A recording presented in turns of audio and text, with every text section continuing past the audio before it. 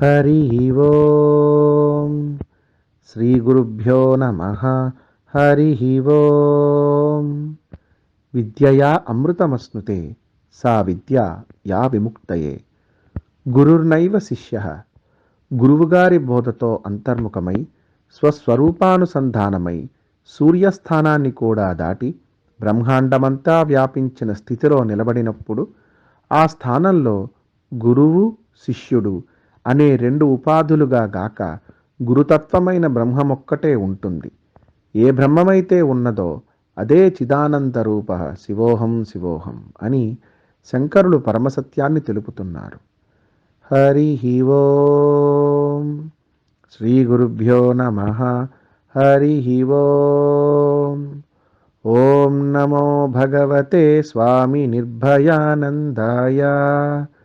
శరణు శరణు.